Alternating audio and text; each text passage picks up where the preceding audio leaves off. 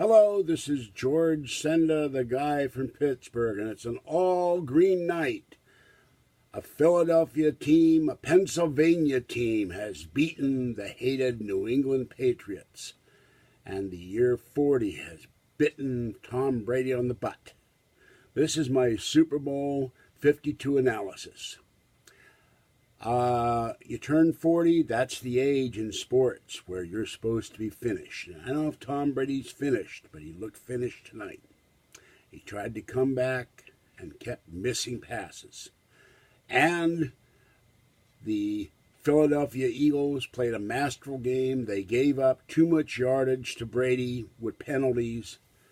But I've been picking the Eagles all season. As I said to Jeremy, no joy. The Eagles, if they win, it's going to be a huge upset. And no one favored the Eagles but the guy from Pittsburgh. I said the Eagles are going to win this game. The hype, the Dynasty hype, is going to be over. I may not have said that, but it was in my heart. Because there's all this hype for the Patriots. There's all this pushing for the Patriots. And the Eagles were the underdog all year. And their quarterback did a great job. Their receivers did a great job. I would have liked to see more sacks in this game. But when it came down to the final analysis, Philadelphia got the job done. As the Patriots fan shows a sign, get the job done. Well, Tom Brady and his team couldn't get the job done. Now, I have a few other things to say.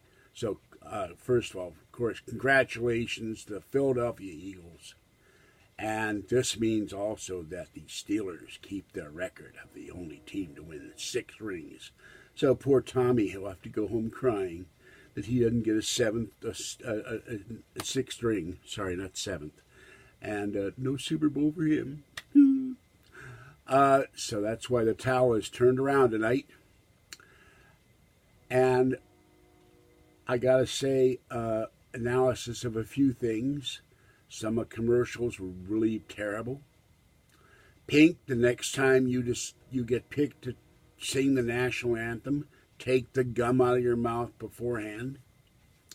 The T-Mobile commercial with the babies was a thinly veiled attack at Trumpists, Donald Trump supporters, and President Donald Trump. For shame, T-Mobile. The best commercial of the night was the Jack in the Box commercial. Jack versus Martha Stewart. Truly funny, as most Jack in the Box commercials are.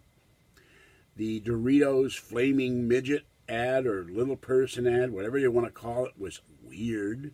Morgan Freeman coming out with the ice cold Mountain Dew, that was great.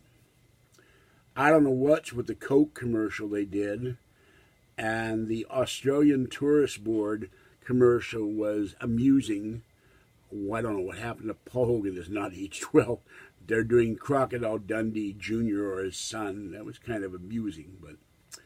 And there were some really bad ads. And probably the best ad of the night was Jeff Goldblum fantasizing the Jeep with Jurassic Park. I like that ad. And I want to know where were the Clydesdales? No Budweiser Clydesdales for the first time that I can remember. No Budweiser Dalmatian puppy. Oh yeah, the Chris, I can't remember his last name. He's the guy who played Captain Kirk in the Star Trek movies. Chris Pike, there he is. Very funny Michelob ad where he gets picked as an extra if you haven't seen it. So, I don't watch Justin Timberlake. I finally saw what Pink looked like. And I think, oh yeah, there's 2 other things. Al Michaels and whoever he had working with him for NBC were total idiots tonight.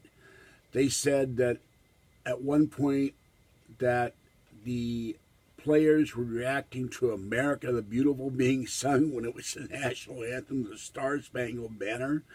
And then when New England briefly took the lead before they kicked the extra point. They said New England took the lead when it was 32-32. I don't know what they were thinking, or if they were rooting for New England. And there were very odd plays in the end zone. The ball where the guy leaped in the end zone. Great defensive play by the Patriots, I will say that. And the Minnesota Vikings, not the Minnesota, Jeremy's got me thinking Minnesota Vikings. The Philadelphia Eagles had real trouble stopping Tom Brady most of the night. I guess they ramped it up at the end to get one final series of plays to put the nail in the Patriots' coffin. So go back to Lexington and Concord, Patriots, and look for the stash of inflatable footballs for next season, because you're going to need them. All right, this is George Senda, the guy from Pittsburgh. Have a great night, and I hope you enjoyed the game or whatever you did tonight. And stay warm and safe out there. It's warm in this apartment for some reason. It's 70 degrees in here. So, oh, by the way, Fuzzy is still nowhere to be seen. I'm going to look for tonight. And Fluffy was very good tonight. He took his Capstar pill with no problem. He took the flea medication with no problem. And now Fuzzy is no longer scratching. I gave her Capstar and flea medication. I'm saving one for Tiny One when I find her. And I'm going to go out cat feeding. And I did have one thing that was odd during the game. And I'm going, why me? The other day I got up, excuse me, and my leg was frozen because of the sciatic nerve problem I have. So I put my leg out of bed and promptly knocked over the water bottle, which knocked over the lid to the water bottle and watered on my carpet. So I finally dried most of that up.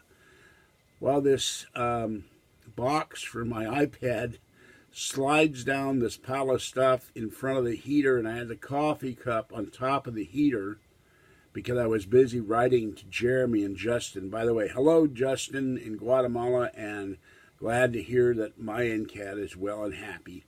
So the box hits the heater, and my coffee cup goes flying, and now the area I just dried, or mostly dried over 3 days, was now full of coffee, so I can't win.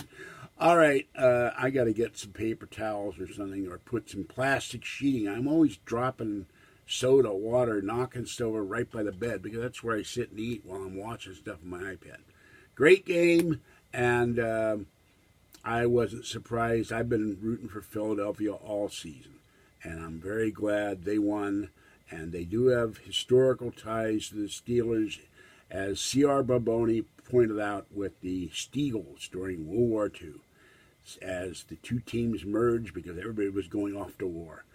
All right, bye-bye for now.